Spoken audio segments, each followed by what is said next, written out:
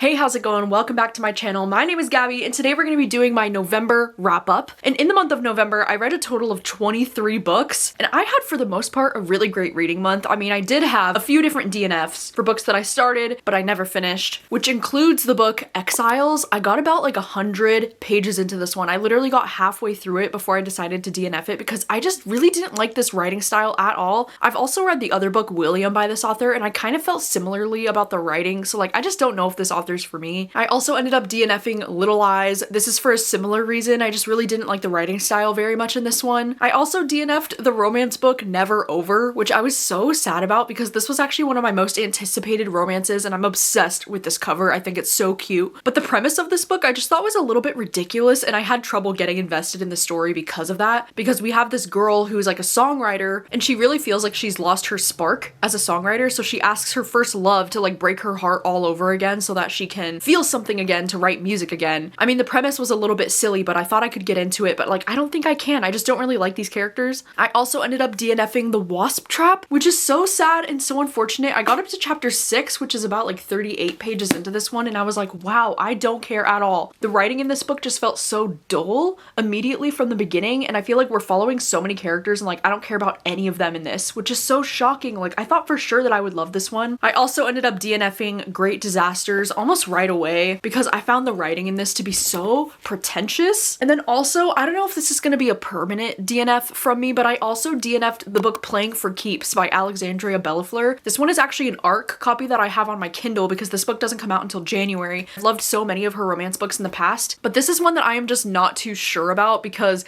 we're following these two women who work as PR agents, and one of them is for one of the biggest pop stars in the world, and then the other one is the PR agent for like one of the biggest NFL players in the world. And like, yes, it really does read almost like Taylor Swift and Travis Kelce like fan fiction. It reads like you're reading about their PR people if they were going to be together. And this one was just a lot for me because it felt like it was so inspired by Taylor and Travis that it really took me out of the story. And I really couldn't get into this one, but I might come back to it at some point. I worked on a number of different reading vlogs throughout the month. I actually started off the month with the Halloween weekend reading vlog, which was very fun, and I read so many amazing books in that video. I also finally did another Stephen King reading vlog, which I was so excited about because it's been a number of years since I've last dedicated a vlog to Stephen King. I did a video where I read some of the best horror books of the decade according to Goodreads, and then I also did a video reading some of the most popular books of the year according to Goodreads with the Goodreads Choice Awards nominations, and that video also went so well. And can I just say, like, if you haven't watched that video yet, I think that's one of my favorite videos that I've made so far this year, not only because the reading in that video went so incredibly well, but also just because I'm really proud of how that vlog turned out, and I think it's one of my favorite things that I've ever made. So I would love if you could give that video a watch if you haven't. And then over on Patreon this month, I was working on an exclusive reading vlog where I was rereading Bunny for the first time in a few years, and then I was also reading the sequel slash prequel, We Love You, Bunny. And this vlog is almost an hour long, and I do talk about spoilers for both of these books and kind of go into like a deep dive. And so yeah, those are all of the videos that I was working on in the month of November, so let's jump into the books. We'll start with the lowest rated first.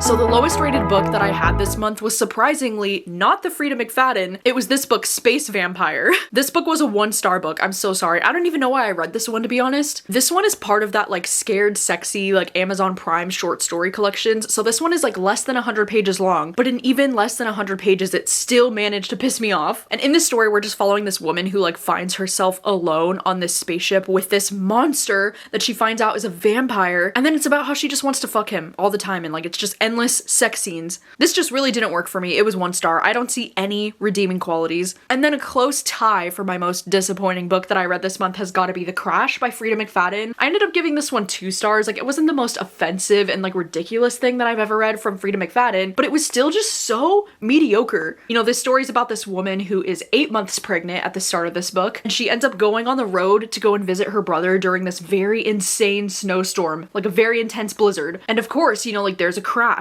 and then right after the car crashes, there's this man who like shows up and he's like, hey, are you all right? And she's like, no, oh my God, I think I broke my ankle. And he notices that she's 8 months pregnant. And so he puts her in his truck and then he drives her back to his house. And she's like, why aren't you going to take me to the hospital? And he's like, the roads are so blocked. And so she goes back to this cabin where him and his wife both live. And honestly, this book just felt like a wannabe like Misery by Stephen King, but like not nearly as good or not nearly as interesting. And I feel like the ending of this book was also like a massive disappointment because there was nothing shocking about the ending of this. All of it was just so predictable and it was so obvious what was happening. So this was 2 stars. It wasn't the worst Frida McFadden that I've ever read, but it certainly wasn't the best. I sadly also ended up giving 2 stars to We Love You Bunny by Mona Awad. This is such a bummer, you know, because this book is the prequel and the sequel to Bunny, which I did really enjoy Bunny. Bunny kind of has that feeling like it's gonna be like a cult classic, you know, like even though it's like a newer release, it just has something about it that I keep wanting to come back to, and I just love the story so much. But I feel like this story just did a lot of like over explaining, and the chapters were just so long, and like parts of this book would just go on and on and on and on forever. This book did have one element that I was like really invested in, but for the most part this was just such a disappointment because it was so boring,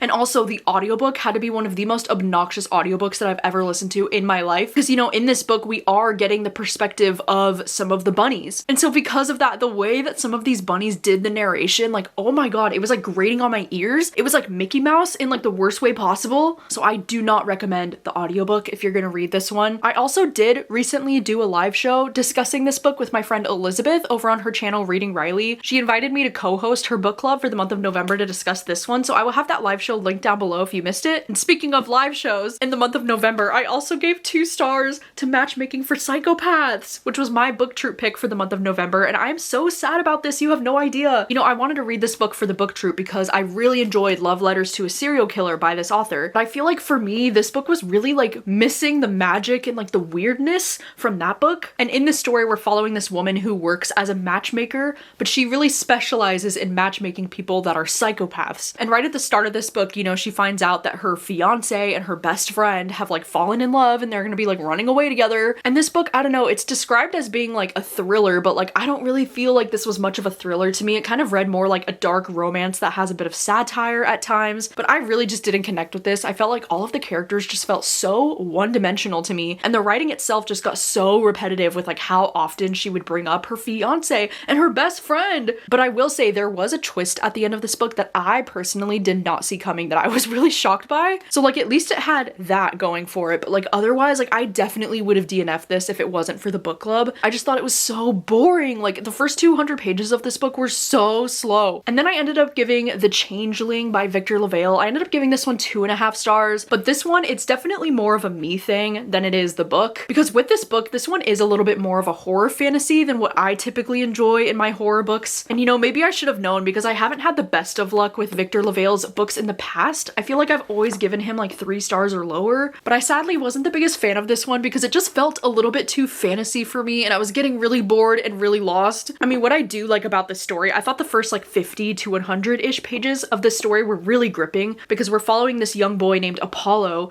and right at the start of this book, the book is actually told from his dad's perspective, and you kind of learn about his dad and like what was happening in his life before he disappeared, and then you follow Apollo from the time that he's a child, like witnessing his father leaving, and then later on as he's, you know, becoming an adult himself and then having his own child. I really love that style of storytelling where you're following from the perspective of the parent at the start of the story. I just think that's a really interesting thing, and so I really liked that about this. But then later on, when it says, this begins Apollo's quest to find a wife and child who are nothing like he'd imagined, his odyssey takes him to a forgotten island, a graveyard full of secrets, a forest where immigrant legends still live, and finally back to a place where he thought he'd lost forever. So the story really starts to feel more fantasy after the first like 100 pages or so, and it just really didn't interest me very much. But I do recognize that this is a me thing because I think this book is beautifully written. I just don't know if Victor LaValle's writing style is like for me necessarily, but I do think if you like fantasy stuff and you like fantasy horror, I do think you would like this one. And then another book that I gave 2.5 stars that is one of the biggest heartbreaks of my entire life is Hazelthorn by C.J. Drews. Because if you didn't know,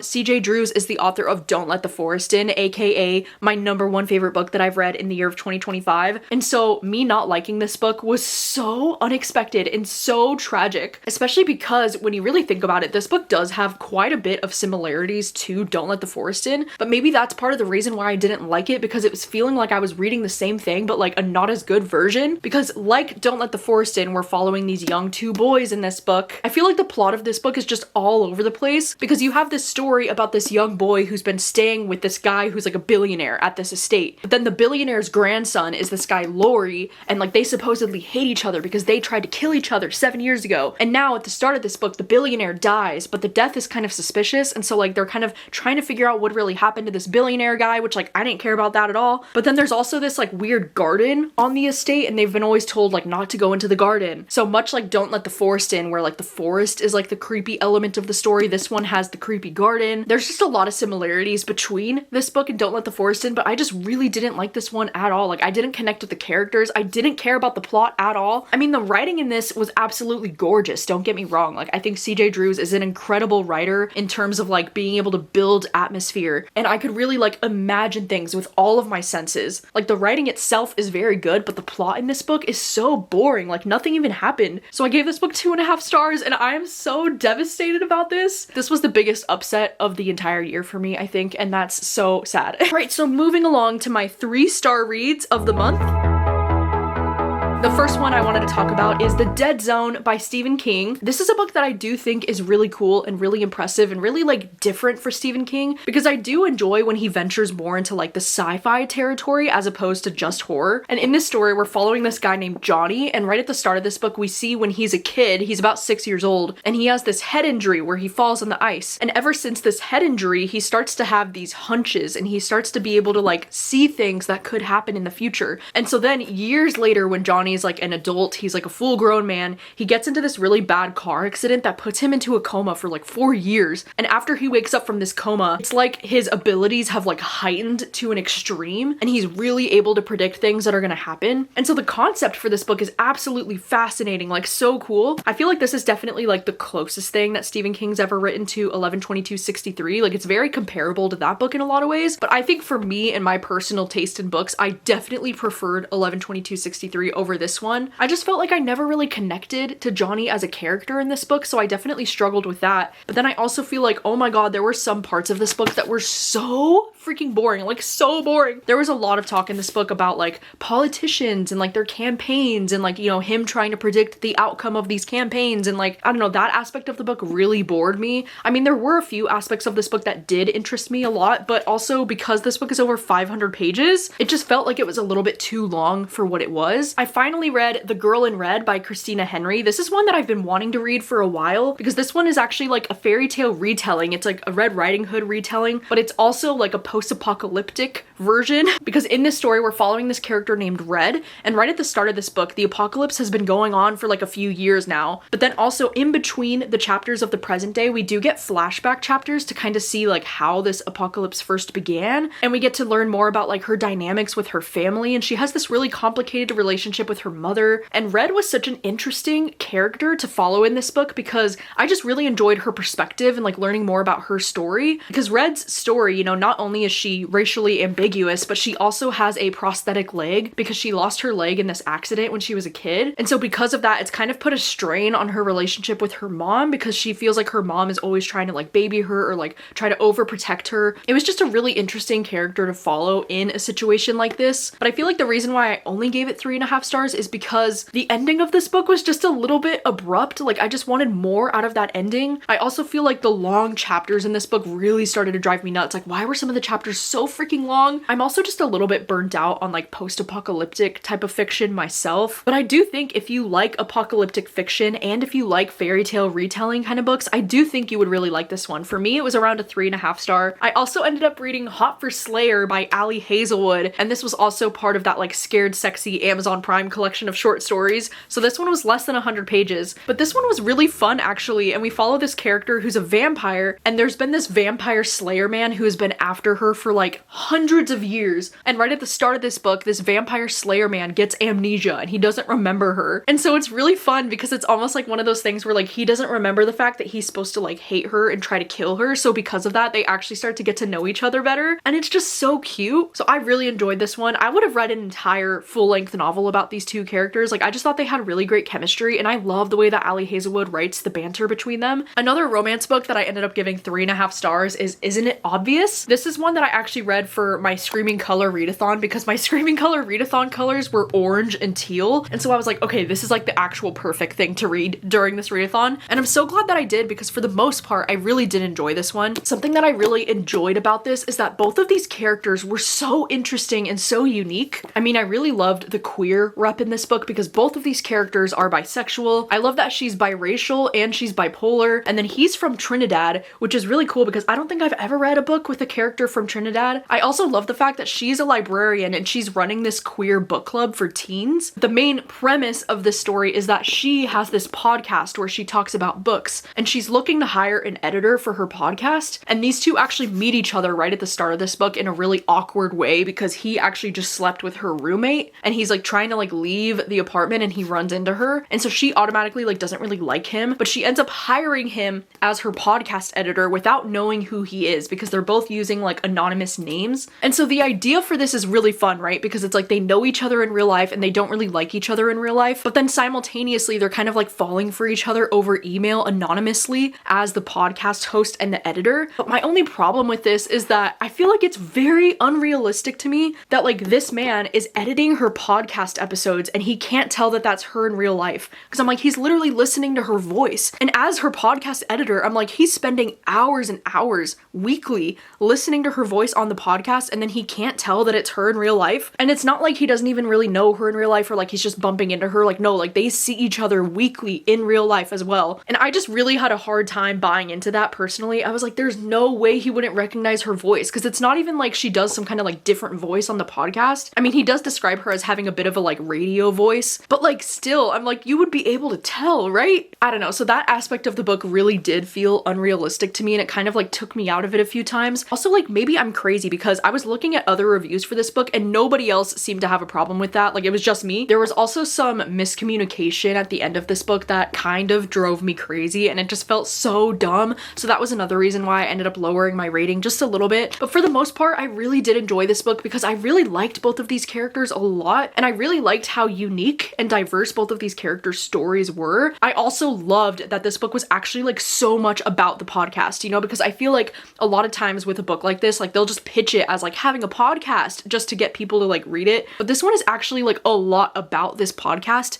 and I loved seeing the behind the scenes of like what the episodes were going to be about and like how they were going to edit it and what they were going to do to pitch it and like what they were going to title it and like the artwork, and like seeing everything that went into the podcast was very fun for me. I'm definitely the kind of person that likes to read about the more like technical side of things when it comes to like a podcast like that, so that was really cool. And yeah, overall I give this one 3.5 stars. This is the first book that I've ever read from this author, but I would definitely read from this author again in the future. And then I also ended up reading The Possession of Alba Diaz by Isabel Cañas. This is actually my third book from this author. I've read everything that she's published so far, and this one I'm so happy to let you know is my new favorite from this author. This is one that I think I'm gonna give around like 3.75 stars if I'm being really picky, but honestly like it's closer to a 4-star for me. And I'm really relieved actually to say that, because I was really nervous to read this one because I often do talk about how I don't really love historical fiction when it comes to horror books, and this one takes place in 1765. You know, it is very historical. I also don't always love like religion in my horror books, and possession is actually something that I don't really care for. So I really thought this book was not going to be for me. But you know, there's something about the way that Isabel Cañas writes, like the writing is just so beautiful. I also think because this one involves like very specific things that do scare me, I think this one really worked for me actually, because there's a lot of scenes in this book of this woman like sleepwalking. Man, the idea of sleepwalking and you don't even know what's going on, like that is so creepy to me. And there were so many good scenes with that were just like so eerie and so weird. I mean, in this story we're following this woman named Alba who is going to be married to this guy named Carlos,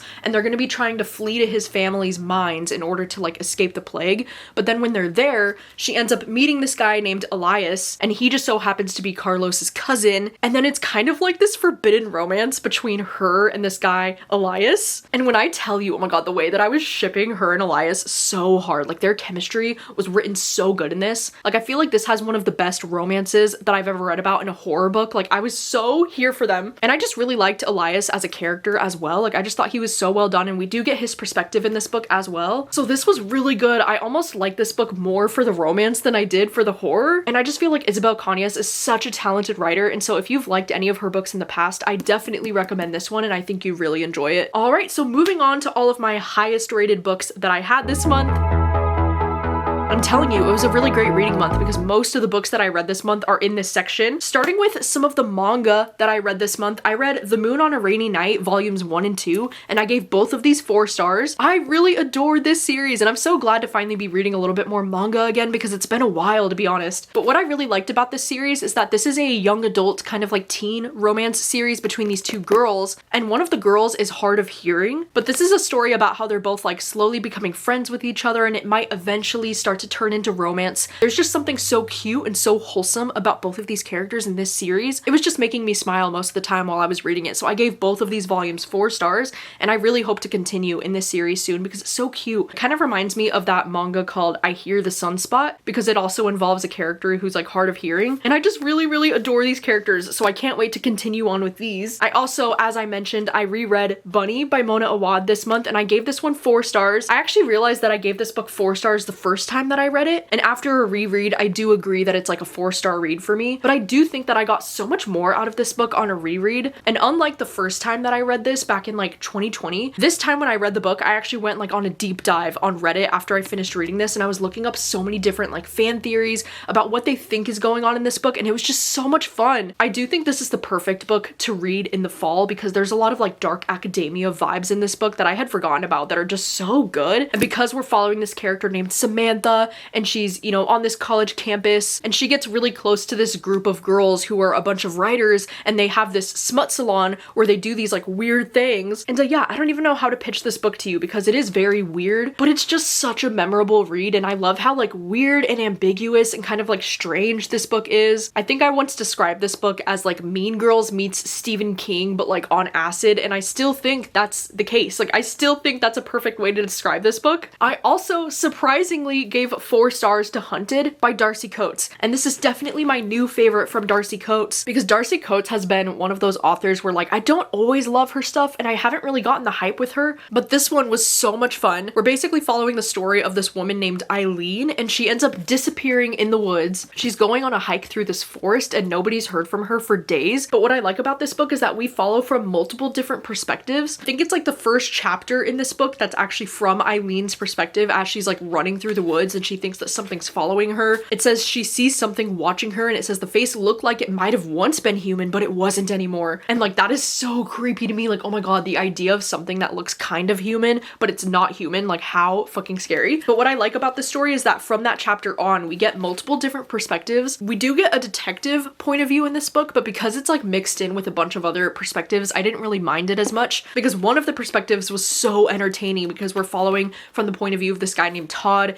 and he's kind of like weirdly obsessed with her. He's almost like a stalker, and so getting his point of view is like really unique. And then we also do get the point of view of like her brother and like all of their friends who are also going to be trying to find her. So the story just felt so fast paced. Like, even though the story is like 450 pages long, it really didn't feel like it. Like, I was able to read this entire thing in one afternoon because it was very addicting. And the only reason why I gave it 4 stars instead of 5 stars is because the ending was a little bit of a letdown for me. Like, I just thought the ending, I wanted it to go in a different direction, but otherwise this was a really fast read, really engaging, and I really like this one a lot. I also finally read Beg, Borrow, or Steal by Sarah Adams, and this is actually the first book that I've ever read from this author. I know this one's technically like the 3rd book in a romance series, so it definitely makes me want to check out the other 2 books in this series. But what I really liked about this one is that both of these characters are elementary school teachers, and they also both happen to be writers as well because she's writing a romance book that she's working on, and then he is secretly an author, and he doesn't want anybody to know that he's an author because his dad is this like really famous author, and because his dad is such a famous author, like he doesn't want anybody to know that like he's writing as well because he doesn't want his dad's success and fame to have any effect on his books, so he actually uses a pen name and like nobody knows that it's him. But this one just had really great vibes because there's actually a bit of a like hate to love vibe between these two because of something that happened in their past, and then now they're going to be living like right next door to each other, and so we kind of have that like forced proximity kind of thing. I just really loved their chemistry in this. I really connected to both of the characters, and I also really loved all of the discussions about them writing, you know, because I always talk about how much I love reading about writers in my books, and this one was no different. Like, I loved the discussions about writing their books. This ended up being a 4-star book for me, and I'm so happy about it, so I'm definitely going to be checking out other ones from this author. I also finally read The Mist by Stephen King. This is actually one of his novellas. This one's about 165 pages, and in this story, we're following this family who is living through this very weird summer thunderstorm, and then shortly after the thunderstorm is over, there's this weird fog, this weird thick mist that's like in the air, and like they don't understand what's going on. And so the dad and his son, they end up going to the local supermarket to go and pick up some supplies, and then it says that they are swept into a living nightmare as unnatural and violent forces concealed by the mist begin to emerge. And because the story is only like 165 pages, like that's all I'm gonna say about the plot of this one. But this was so good. This was so creepy. It was so weird. I just really loved the writing in this, even though I didn't love the characters that much. much. Like the guy in this book actually drove me nuts, and he was like so gross and so sleazy. Like the second that he leaves his wife behind at the house, like the minute he's in the grocery store, he's like, look at this other girl that I want to fuck. Like, what are we doing, sir? Like, focus, okay? We're in a dangerous situation here. And so the guy in this book was not my favorite, but the concept for this book was actually really cool. And like, no, I haven't actually watched the movie yet. I've actually heard that the movie is really different from the book, at least in terms of like how the story ends. I've heard that it's different, and so I really do want to watch the movie soon. But this was a really great time. I ended up giving this one 4 stars, and I actually wish Stephen King would write more novellas like this, because I thought this had the perfect amount of like creepiness, and it was unsettling, and it was just so fun to read. And then speaking of short stories, I also ended up reading One Bad Night and Other Stories, and this one is a collection of 8 horror stories by different authors. I mean, we have 8 popular horror authors who contributed stories for this collection, like Stephen Graham Jones, Jennifer Thorne, CJ Lead, Rachel Harrison, Kylie Lee Baker, S.A. Barnes. Like, there are so many iconic authors in this collection. This one's actually a collection of stories that was put together by Aardvark, so unfortunately right now you can only get this book through Aardvark, but I'm hoping that they'll eventually make this available on like audio or maybe as an ebook so that you can get this if you live internationally. But like, oh my god, this was such a surprising collection of horror stories, and I think if you're a fan of horror stories, you need to pick this one up, because it was really cool how all 8 of these stories felt so different from each other. I think out of all the stories that I read in this collection, my favorites were My Lithopedia, and then One Bad Night, the one that's the Stephen Graham Jones. That one was so good. I also loved 47 Pineview Way. That one was really cool. It was about an anxious mother who drops off her son at his first sleepover, but the next morning the house where she left him has disappeared. That one was so freaky and so good. So overall, I ended up giving this one 4 stars. I thought this was such a strong collection of short horror stories, and I can't wait. Like, I really hope Aardvark does another collection like this in the future, because I had a great time with this one. And then this month I also finally read King of Ashes by S.A. Cosby. This is a thriller that I've had on my radar for like most of the year, because I've read almost everything from S.A. Cosby at this point, and I finally got the opportunity to read it this month. I actually ended up reading this one for my Screaming Color readathon as well, because it's got the orange on the cover. But this is one that was so hard-hitting and like so intense, because in this story we're following this character named Roman, and he's working in Atlanta, but he's going to be going back to his small town in Virginia because his dad has been recently involved in like a hit and run, and now his dad's in a coma in the hospital. And when he goes back, he discovers that his younger brother Dante is like involved with a lot of these dangerous guys, and he's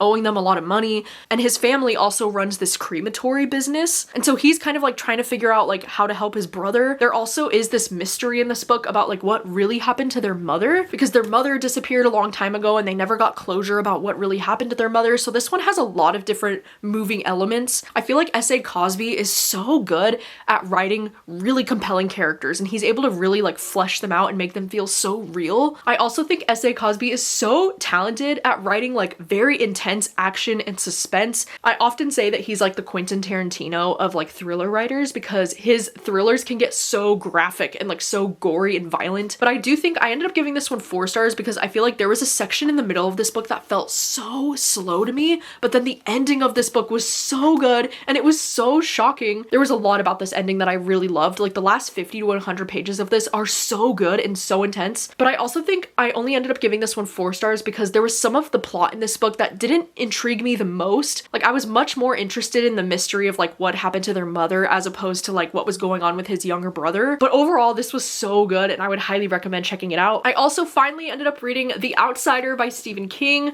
This is one that I've had on my radar for such a long time, and I'm so glad that I finally read it because I ended up loving this one even more than I thought I was going to. So this one is taking place in Flint City, Oklahoma, and we're following the story about this 11-year-old boy who was brutally murdered in their local park. And the shocking thing about this murder is that the prime suspect is one of the city's most popular residents, this guy named Terry. He's not only the Little League coach, but he's also the English teacher in the town, and he's a devoted husband and a father, and so people are kind of wondering like how he could have done this. And in this story, it did take a while for things to pick up. Like, I don't think I really got hooked until after I was like 100 pages into the story. It was definitely a bit of a slow burn at the beginning, but like, oh my god, once the story picks up, damn, this was crazy. I really love how we're getting so many different perspectives in the town. Like, I feel like it kept the story moving and it kept the pace feeling like it was going very fast. But I also love how like the first half of the story feels very like mystery thriller vibes, and then the second half of the story feels very like horror vibes. I was a little bit nervous about this book, you know, because it's over like 550 pages long, and at first I was like, oh my god, is there gonna be a reason for that? But luckily I never really felt like, oh, this story's going on too long, or like I never really lost interest. So that's amazing. And I also got got introduced to one of the most like iconic Stephen King characters in this book that I haven't read from yet, I don't think. So like that was also really cool, and I really enjoyed that character in this book. And I just had a really great time with The Outsider. It actually makes me want to go back and like watch that HBO series that came out. I actually did start the HBO series. I watched like maybe 3 or 4 episodes of it, but I never finished it. So now it makes me definitely want to go back and finish it because of how much I loved this. And I gave this one 4.5 stars. It's definitely a new favorite of mine from Stephen King, and that feels amazing. Okay, and then moving on to my top 3 favorite books that I read this month. One of those is going to be What Kind of Paradise. This is another one that I ended up giving 4.5 stars, and this one really surprised me. You know, Janelle Brown is an author that I think I've tried to read her thrillers in the past, but I never really got into them. But this one was really good and really surprising because it actually reads a bit more like historical fiction, but it has this like mystery thriller feel to the book as well. And in this story, we're following from the perspective of this young girl who is living with her dad in this like isolated cabin in Montana, and she doesn't really know anything outside of this cabin. And this story is taking place in like the late 90s when like the internet was just becoming a really popular thing. And the story really turns into a thriller when she's starting to realize that her life may not be as perfect as it seems, and she's starting to like question her dad. And this book was just so good. It was so incredible. I feel like this author did such a great job of like fleshing out these characters and like really making you care. And also just the writing in general was so beautiful. Like the writing was so impressive in this. It just had so much to say about like childhood innocence and like what happens when you start to question the people who are raising you, you know, and like thinking maybe they don't have your best interest at heart, and like how awful that is to try and stomach that as a young kid. And this book also had like so many surprising moments. Like there were so many twisty things, and this book just had a lot more depth to it than I was thinking that it would. And then I also ended up reading The Autumn Springs Retirement Home Massacre. This was definitely one of my favorite books that I've read this month, and one of my favorite books that I've read this year, and I need more people to read this one because in this story we're following this protagonist named Rose, and she's in her 70s. She's living in this retirement home, and she has reason to believe that there's a serial killer on the loose in the retirement home. And this one is kind of like a slasher. We not only get Rose's, you know, perspective in this, but we do get the perspective of a lot of other residents at this retirement home, as well as the perspective of the serial killer too, which was also really cool. And this book just had the perfect combination of things for me because I'm not always the biggest fan of like slashers in books, but this slasher was written so well. And I also loved getting the perspective of Rose and like a lot of these characters who are elderly. I feel like that's a perspective that I've really been like seeking out in my books recently because I love getting that wisdom and like the way that these elderly characters talk about their life in such a like reflective way. It was just so gorgeously written, and like there were parts of this book that almost made me emotional because it was just so well written. I think in a lot of ways this book reminded me of We Spread by Ian Reid, just because of getting that perspective of like the elderly community and how like people seem to care less about you the older that you get, and you start to like lose your individuality, and the way that like nobody listens to you anymore. It was just so like heartbreaking, and it just tugged on a lot of my heartstrings because like I loved Rose so much as a character in this, but I just love this so much, and I would highly recommend checking it out. Like I really feel like this book got snubbed at the Goodreads Choice Awards, so I would highly motivate you to check this book out anyways because it's so good. I've seen a lot of people compare this to like Thursday Murder Club as well, which I do see the comparison even though I wasn't the biggest fan of Thursday Murder Club myself, but I do think if you enjoyed Thursday Murder Club then you should absolutely check out this one. Okay, and then the last book, my favorite book that I read in the month of November has got to be Heartwood, which this was like the biggest surprise for me because when I picked up this book, I was not expecting much from this at all. I actually just had the ebook checked out on my Kindle from my library, and I was only 6% of the way through the book before I was like, okay, no, I need to go to my bookstore right now and pick up a copy for myself because of how much I was already loving it. Like this was one of those books where like I knew from the first chapter of this book that this was going to be a 5-star read for me, and I knew it was going to like change my whole life.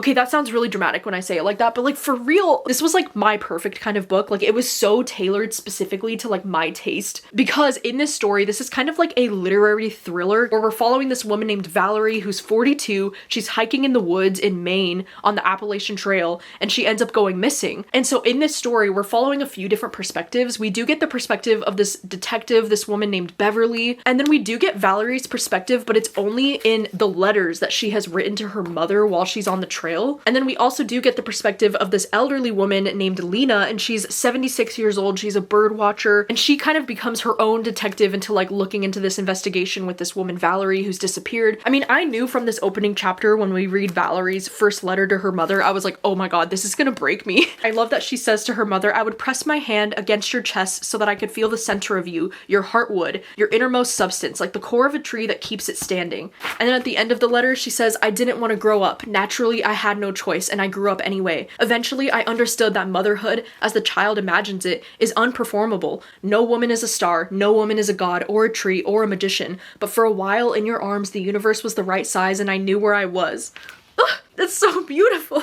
And the writing in this was just so beautiful that like I could go on and on and on all day. Like the way that this author described the woods and the wilderness and the reason that people go out hiking in the first place. Like this definitely reminded me a lot of Wild by Cheryl Strayed, which is like one of my favorite books of all time. And that book really like sparked something in me for like wanting to go out into the wilderness more. And I feel exactly the same about this one. Even though it is about a woman going missing in the woods, it still managed to like describe the wilderness in like the most beautiful way. And I also love that this book talks about like the hardships of like what it was like to be, you know, a nurse during the COVID pandemic, because Valerie's character was a nurse during that time, and she talks about how difficult it was and like how much pressure was put on these nurses. And there's so much discussion in this book about, you know, like motherhood and just about like being a woman in general and like how hard it is. And God, there was just so much that I loved about this. Like this was such a glaring 5 stars for me. This was so exactly my taste in like literary thrillers. I was really shocked by this. I was not expecting this to be like one of my favorite books that I've read this year, but here we are. So yeah, Heartwood, I would highly recommend checking it out. I thought it was so good. I love that it was a Read with Jenna book club. Like that just feels so promising. I was talking about this in the Goodreads Choice Awards vlog that I just did, but I was like, maybe this is a sign that I need to read all of Read with Jenna's book club picks next year, because I've been having a lot of success with her book club picks. I mean, last year, my #1 favorite book that I read last year was a Read with Jenna book club pick. So maybe Jenna really is onto something, I don't know. But those are the 23 books that I read in the month of November. I had a really great reading month for the most part. I would love to know, how did your reading month go? Did you discover any new favorite books? How many books were you able to read? I love that both of my, you know, favorite books that I read this month, like both of these books had the perspective of like an elderly person as one of the main voices that you're reading from in these books. And I just love that about both of these stories. And I feel like November was a really great reading month for me for so many reasons, not only because I read so many great horror books this month, but also because like I've been getting back into Stephen King, and I've also been getting back into manga, like some things that I've been neglecting for a while, and it feels good to come back to those things. So November was really great. I hope that your November was great. Tell me all about it in the comments, and thank you so much for watching. As always, if you've read any of these books, then please do let me know your thoughts on them. And thanks for watching, and thanks for hanging out, and I'll see you very soon with another video. Bye!